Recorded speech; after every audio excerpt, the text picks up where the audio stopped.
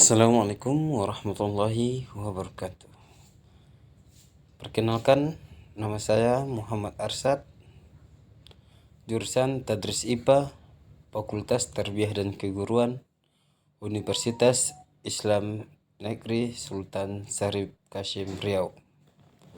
Oke, pada pembelajaran kali ini kita akan membahas tentang Islam dan Jagad Raya. Materi yang akan kita bahas pada mata kuliah Islam dan Jagad Raya ini yaitu yang pertama, hubungan gravitas dan gravitasi, dan yang kedua, awal evolusi atmosfer. Langsung saja kita akan membahas hubungan gravitas dan gravitasi.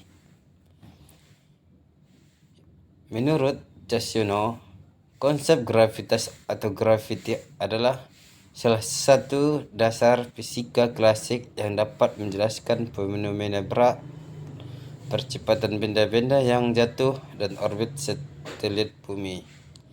Sedangkan gravitas adalah universal, masuk ke dalam semua cabang fisika dan semua aspek kehidupan. Berkaitan dengan gaya gravitasi ini, dalam Al-Quran surat Ar-Ra'd ayat 2 dan dalam surat Al-Hajj ayat 65, dalam surat Ar-Rum ayat 25, dalam surat Luqman ayat 10, serta surat Al-Fatir ayat 41, di mana Allah memberikan pandangan tentang gaya gravitasi, yaitu matahari, bulan, dan planet-planet yang lainnya beredar sesuai dengan garis edarnya. Sebagai akibat adanya gaya gravitasi yang mengendalikan. Dalam geofisika, gravitas sangat menarik perhatian untuk berbagai alasan. Pertama, pengukuran gravitas dipakai untuk menentukan massa bumi. Kedua, pengukuran gravitas untuk memberikan informasi bentuk bumi.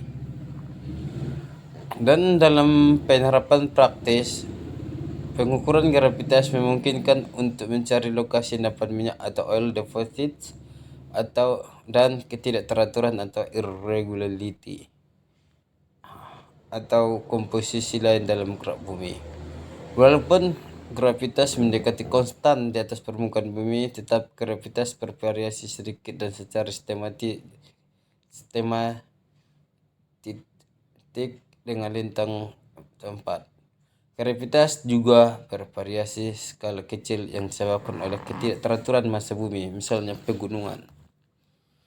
Dan menurut Newton, planet-planet tertarik ke matahari oleh sebuah gaya gravitasi yang bekerja berdasarkan massa. Planet akan ditarik ke arah dalam, menjauhi dari sebuah garis lurus di angkasa, dan memaksa untuk bergerak dalam lintasan lingkup atau eliptik di sekitar matahari. Newton membuktikan hukumnya dengan menghitung efek gravitasional bumi terhadap bulan.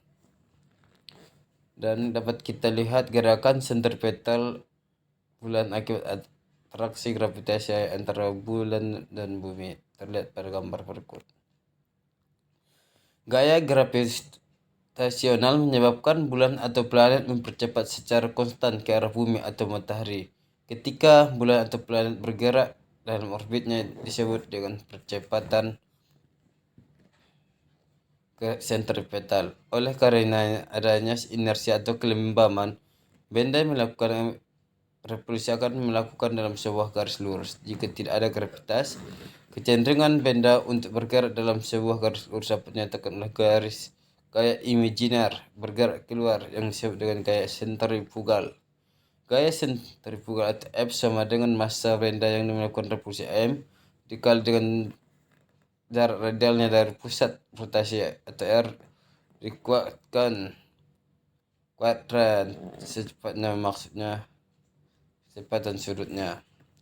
Untuk melengkapi gaya Newton dapat dilakukan dengan mengukur massa bumi atau laboratorium dengan mengukur gaya gravitasional antara dua massa yang diketahui dengan jarak tetap. Setelah diketahui konstanta perbandingan, maka dapat dihitung massa bumi dari percepatan gravitasional dan menentukan massa bumi. Maka dapat ditentukan massa matahari, bulan, dan planet melalui hukum gravitasi. Dalam abad ke-18, penemuan penting berdasarkan pengukuran yang gravitas adalah fakta bahwa pegunungan adalah gunung terletak di bawahnya. Fakta bahwa pegunungan atau gunung tampaknya terapung pada material yang relatif ringan yang terletak di bawahnya atau suatu fenomena yang dikenal sebagai isostasi atau isostasi pada tahun 1738. Boger berusaha tanpa hasil mengukur konstanta gravitas dengan mengukur refleksi sebuah garis timbangan atau film line yang disebabkan oleh tarikan gravitasional sebuah gunung di formasi gunung oleh pelampiran. Dan di bawah ini adalah defleksi garis timbangan oleh masuk gunung yang mengakibatkan mengabaikan efek isostasi. Refleks garis timbangan dari partikel astronomis diukur dari dua lereng gunung. Masa gunung yang menyebabkan atraksi gravitasional horizontal dan refleksi garis timbangan diukur secara bebas atau independently dari contoh kompleks bantuan dan volume gunung. Pengukuran konstanta gravitasional yang penelitian pertama kali dilakukan oleh Henry Cavendish 1431 sampai 1810 di sekitar tahun 1798. Cavendish memakai sebuah negara punir atau tersius dan mengetahui massa untuk mengukur gaya gravitas. Di bawah ini adalah gambar pemakaian cara neraca torsi untuk mengukur konstanta gravitasional universal. Dia mengukur deteksi massa yang melekat pada kawat yang menggantung ketika dua massa yang lebih besar ditempatkan di dekat massa yang dekat pada tersebut saling menarik. Selanjutnya itu evolusi awal evolusi atmosfer. Atmosfer adalah fenomena alam yang dinyatakan dalam Al-Quran sejak 14 silam. Salah satu kitab tentang alam semesta sebagaimana yang dinyatakan dalam Al-Quran bahwa langit berdiri atas 7 lapis.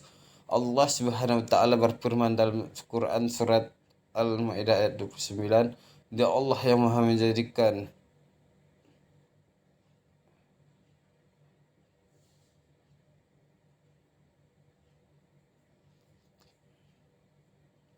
Dialah Allah yang menjadikan segala yang ada di bumi untuk kamu, dan Dia berkehendak menuju langit dan lalu dijadikan 7 langit, dan Dia Maha mengetahui segala sesuatu.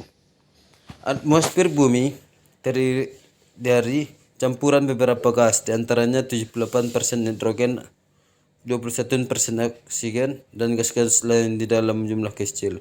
Misalnya karbon dioksida. Komposisi atmosfer yang disebabkan oleh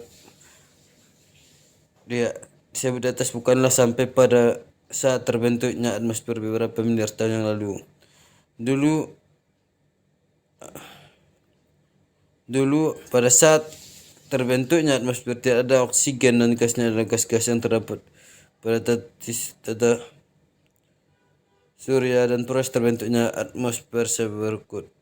Proses terbentuknya atmosfer terbagi atas dua, yaitu planetesimal, yang mana planetesimal yang berukuran kecil-kecil menghujani bumi yang baru berbentuk sekitar 45 tahun yang lalu. Yang kedua, panas dari kejadian yang dahsyat itu terjadi dalam awal tebal atau atmosfer. Menurut ahli geologi, pada mulanya atmosfer bumi mengandung CO2 atau karbon dioksida berkadar tinggi, maka temperatur permukaan bumi juga tinggi. Maka pada waktu itu oksigen belum terbentuk sehingga belum ada lapisan ozon di stratosfer.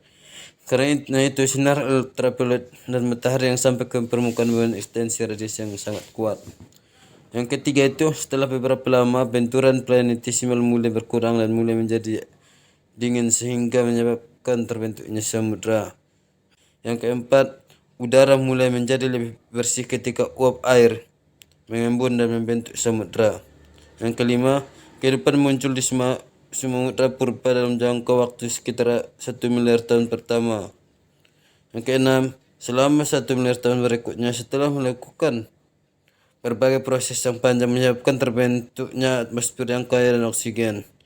Oke. Sekian hasil video pembelajaran pada mata kuliah Islam dan Jagat Raya.